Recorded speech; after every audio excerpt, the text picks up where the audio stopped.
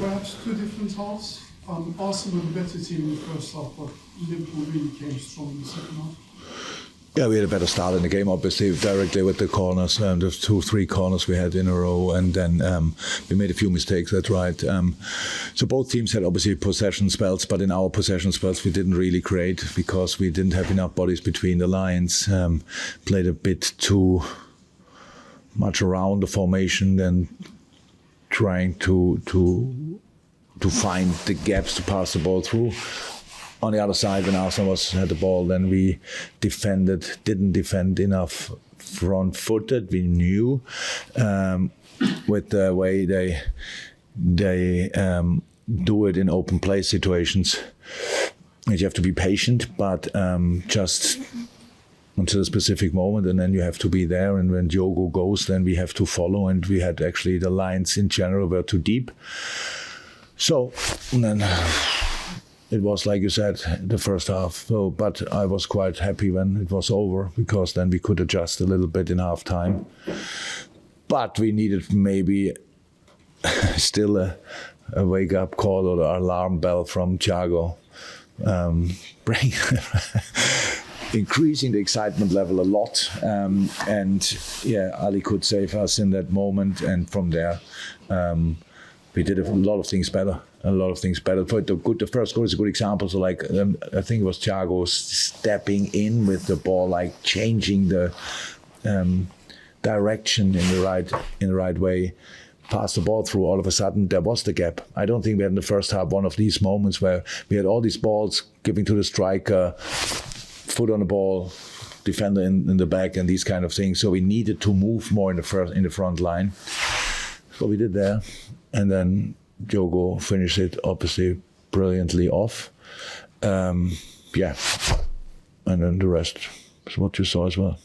Were you going to take Diogo off before you scored? Yeah. Yeah, the plan was before. No, it didn't take him off because he scored. Before he scored. Yeah, no. Oh, yeah. Yeah, then Bobby would have scored that goal already, probably. Yeah, on your attack, Gary Devil said on Monday that it's a joke of a front line, and he actually thinks that could be the difference between yourselves winning the title and Manchester City not. The fact that you've got so many options available to you. How do you choose them game to game? It must be an absolute dream for a manager to have those players of that quality to pick from. I don't like these discussions at all, to be honest. I mean, like talking about City and as if they would miss a striker. That's a joke. The way they played, they had against Crystal Palace, they had like 5 or 6 clear-cut chances. Had nothing to do with not having a striker. You tell me De Bruyne hit the crossbar because there was no striker. You cannot open discussions like you want. One side, one day they are the best team in the world, and on the next day they miss a striker. So football is not that easy. You just put a striker there, and all of a sudden he finished the situations off. We need our boys in different ways as well. It's not just that you can be a striker who scores goals. If you want to be a striker for Liverpool, you have to work your fucking socks off. In each game, you have to defend the width, you have to defend the whatever, and that is important. That's why we changed, not because they didn't score, because they scored and we still changed. But it's about how much can they help us in all the situations, and for that we need fresh legs, and it's not a massive problem, to be honest. To have to find the right lineup, it depends to the moment and stuff like this. Who played how many minutes? If you have the chance, it's the first time we have it. Usually, years ago, it was like Sadio and Mo played all the time, and Bobby pretty much all the time, or Divock played. That was the situation, and maybe that's the reason why we were never in more competitions. We just were in two or whatever. So. No, that's not. I don't have a problem with that. Diogo Origi was on the squad today. That's a joke as well, because if you would see him training, you think, how can you leave him at home? But that's it. You've been talking about your recent run of games compared to City's. They've had a very hard, last 12 to 15 games. City? No, Liverpool. Yeah, we had. Elaborate. No, I think we had 6 games more than Arsenal. You can see that as well. So because not if you play or not, but we constantly travel. We go here, we go there. We are in the hotel and stuff like this. That since we met last time, we had six games more than them, I think.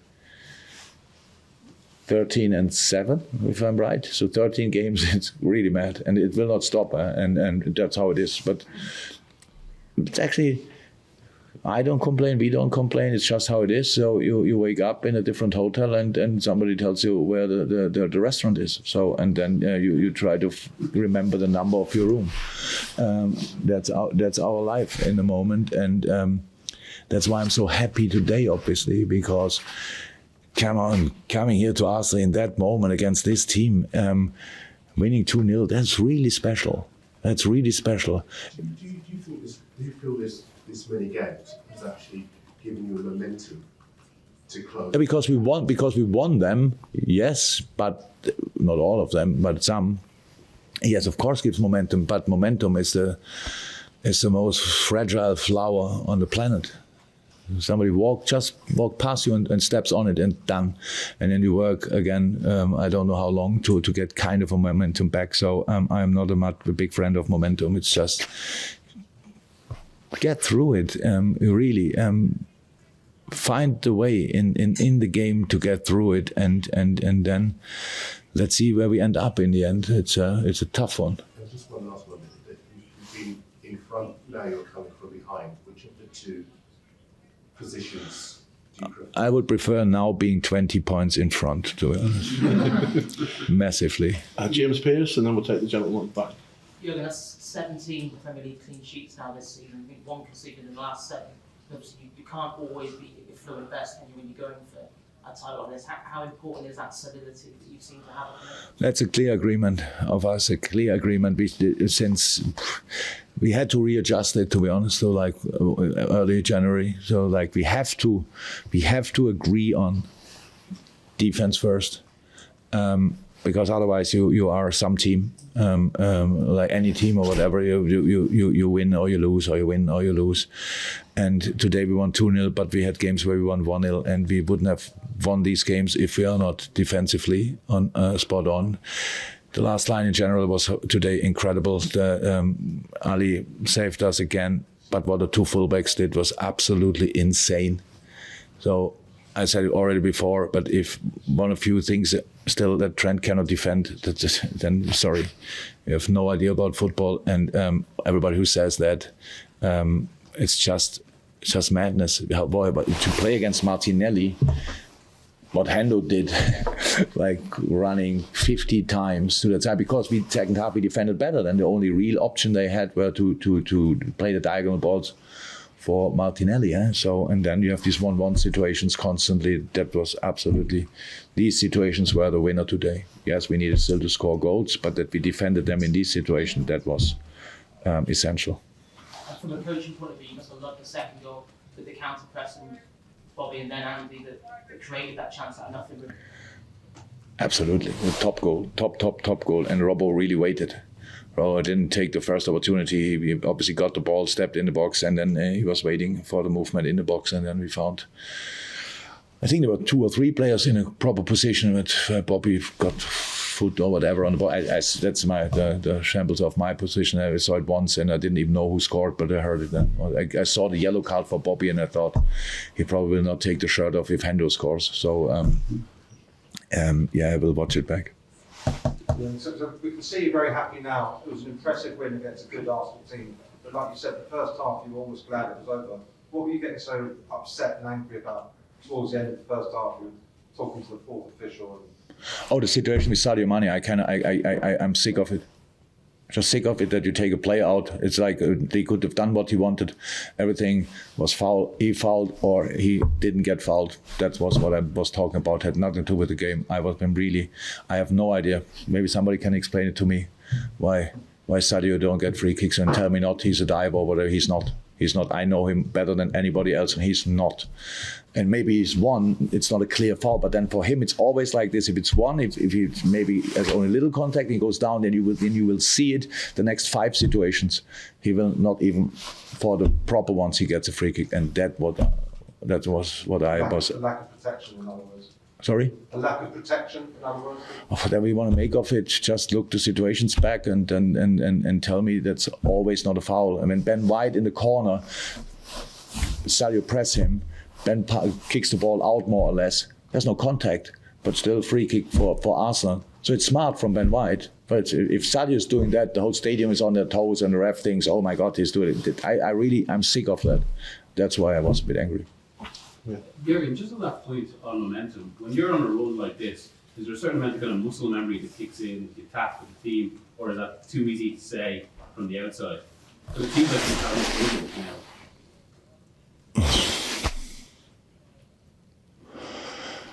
Rhythm is good, but rhythm is as well playing all 4 days or 5 days. It's rhythm as well. Playing all 3 days is rhythm, but it's a really intense one. Yeah, we are used to it. It's how I said. It's no complaining about it. Sorry, we want to be part in all competition. That's how it is. Yes, and we make changes in some games and more, and in others less. But it's intense, but it's nothing. It's fine. It's absolutely fine. But we have kind of rhythm. But the opponents they have all quality, but they are really different, all of them. So, and you always have to find a way against this team. And today it was Arsenal, and we found a way, and that's good. How it's felt to be gradually reeling City in here. You know, what have you been driving towards? How has it been for you as a team? And give us a bit of colour on that process as it slowly comes towards you and you slowly caught them up like a kind of blind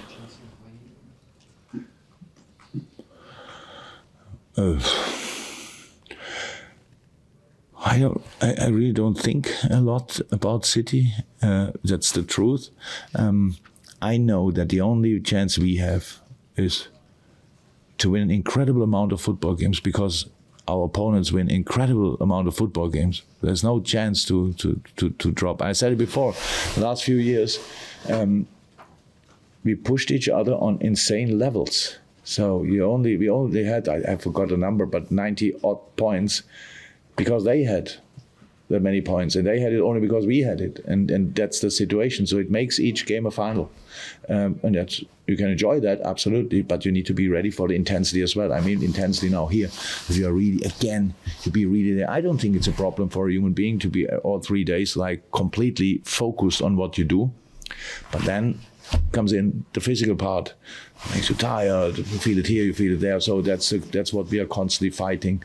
City, we don't fight City. We play City in 3-4 weeks. I don't know exactly. Then we will give them hopefully a proper fight. But apart from that, we are in a good moment. We're in a good mood. That's all clear. But we know the only way we can do it is to dig really deep. If I didn't answer your question, then it was because I didn't understand it. I thought I got it, but I was not 100% sure. So, gentlemen, by the way, you can say, yeah, I'm good already since 20 minutes. So, thank you very much. Hey everyone, thanks for watching. Thanks for supporting Redmen TV. If you want more Redmen TV in your life, become a Club Legend subscriber on Redmen Plus right now. You will get your name at the side of every YouTube show. You will get perks such as free merch, discount on merch, free tickets to Redmen live shows, and you'll get access to all our content, which includes exclusive interviews, documentaries, and all our pre- and post-match content, which is available in video and podcast form. Sign up now.